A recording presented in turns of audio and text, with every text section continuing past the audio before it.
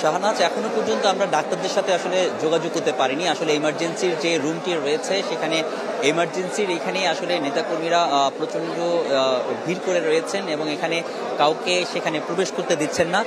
যেহেতু এরশাদুল্লাহ তিনি চট্টগ্রাম ৮ আসন থেকে নির্বাচনের জন্য বিএনপি থেকে মনোনয়ন পেয়েছেন এবং তিনি গুলিবিদ্ধ হয়েছেন, সে কারণে এখানে তার যে অনুসারীরা রয়েছেন তারা এখানে এসে পুরো যে এখানে এমার্জেন্সি রুম বা সেগুলোকে আসলে ঘিরে রেখেছে এবং তারা যেটি বলছেন এখানে যে চিকিৎসাটা যেটা হচ্ছে, যে আমরা যতটুকু জানতে পেরেছি এখানে বিএনপি যারা নেতাকর্মীরা ওখানে তাকে চিকিৎসা করার জন্য দেখতে গিয়েছেন বা তারা খবর নিয়েছেন, তারা বলছেন যে এরশাদুল্লাহ তিনি অনেকটা সুস্থ রয়েছেন এবং যে আরেকজন অসুস্থ এই যে গুলিবিদ্ধ ছিল তিনি আসলে এখনো অনেকটা সুস্থ রয়েছেন, তাদের গুলিতে আসলে অপারেশন করে বের করা হবে।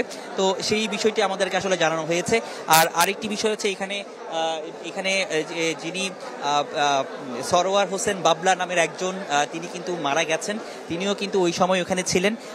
তার যে ঘটনাটি সেটি আসলে আমরা এখানে দেখছি, তার এখানে পরিবাররা রয়েছেন, তার পরিবার, তার বাবা এখানে আমরা দেখেছি, তার বাবা এখানে আছেন এবং তিনি কথা বলেছেন। আব্দুল কাদের তিনি আসলে জানিয়েছেন যে ঘটনাটি যেহেতু ওনার বাসার খুব কাছেই আসলে ঘটনাটি ঘটেছে এবং এই ঘটনার জন্য তিনি এই ছোট সাজ্জাদকে দায়ী করেছেন, কারণ এর আগেও বেশ কয়েকবার তার উপর হামলা করা হয়েছিল।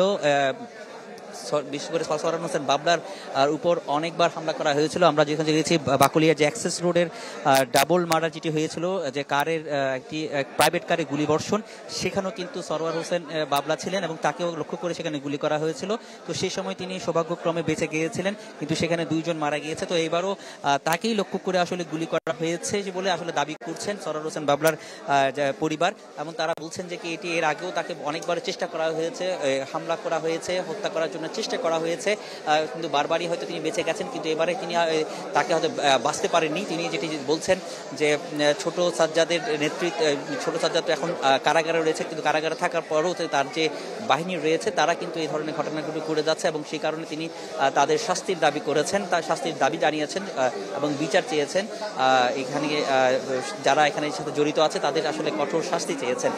এই পাশাপাশি আমরা যেটি দেখছি রাজনৈতিক নেতাকর্মীরা আসলে এই ধরনের একটি ঘটনার পর থেকে চট্টগ্রামের রাজনৈতিক অঙ্গনে একটি বড় ধরনের ধাক্কা লেগেছে, যেখানে বিএনপি গত কয়েকদিন আগে তাদের যে প্রার্থিতা ঘোষণা করা হয়েছে এর মধ্যে একজন প্রার্থী গুলিবিদ্ধ হয়ে তিনি গণসংযোগ করার সময় গুলিবিদ্ধ হয়েছেন এবং তিনি এখন এভারকেয়ার হাসপাতালে চিকিৎসাধীন অবস্থায় আছেন। তো এই বিষয়টি আসলে এক ধরনের বড় ধরনের রাজনৈতিক অঙ্গনে বড় ধরনের একটি ধাক্কা। তো সব মিলিয়ে আশা করছি যে তারাও তাদের যে তিনিও যারা এখন অসুস্থ হয়েছেন, গুলিবিদ্ধ হয়েছেন, তারা সুস্থ হয়ে উঠবেন এবং এই ঘটনা পুলিশ সুষ্ঠু একটা তদন্ত করে এখানে একটি যারা এর সাথে জড়িত আছে তাদের আসলে বিচারের আওতায় নিয়ে আসবেন। তো এই ছিল এখানকার সবশেষ অবস্থা। জি রনি দত্ত, আপনাকে ধন্যবাদ। চট্টগ্রাম ৮ আসনের হামজারবাগে গণসংযোগের সময় বিএনপি মনোনীত প্রার্থী এরশাদুল্লাহ সহ অন্তত 2 জন গুলিবিদ্ধ হয়েছেন, এ নিয়ে জানাচ্ছিলেন রনি দত্ত।